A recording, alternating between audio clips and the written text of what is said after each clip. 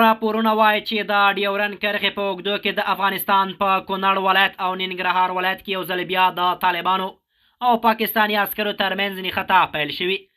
د حقیقت نیوز چینل درنو کتونکو سلام، ستړي مشئ، وخت مو په خیر. په سر کې یادونه کوم که حقیقت نیوز چینل مو نوی سبسکرایب کړئ، په درنښت سره همدا اوس یې سبسکرایب کړئ ترڅو زموږ مهم او تازه خبر تر ټولو دمخه تر تاسو در ورسیږي. راپورونه وایي چې د ډیورن کرښې په اوږدو کې د افغانستان په کونړ ولایت او ننګرهار ولایت کې یو ځل بیا د طالبانو او پاکستاني عسکرو ترمنځ نښته پیل شوي.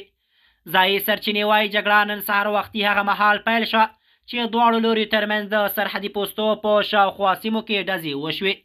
د راپورونو له مخې دواړو لوریو په جګړه کې له سپکو درنو وسلو کار اخلي او د څو ساعتونو راهیسې نښته دوام لري.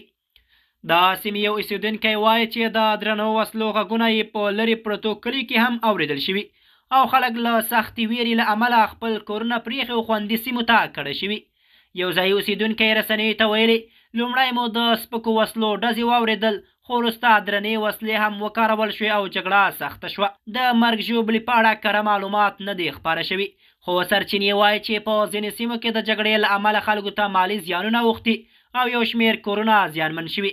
طالبانو تر اوسه د دې جګړې په اړه رسمي بیان نه دی ورکړی، خو ځینې غیر رسمي سرچینې وایي چې نښته د سرحدي شخړو د دواړو لورو ترمنځ د پوستو پر سر د اختلاف له امله رامنځته شوي. بل لور ته د پاکستان پوځ هم تر دې مهاله په رسمي ډول د دغه نښتو په اړه څه نه دي ویلي او نه یې د تلفاتو په اړه معلومات خپاره کړي. سیاسي شنونکي باور لري چې دا ډول جګړې کولی شي د افغانستان او پاکستان ترمنځ اړیکې لا پسې ترینګلې کړي، ځکه چې په دې وروستیو کې د ډیورن کرښې په اوږدو کې ورته پیښې څو ځله تکرار شوي.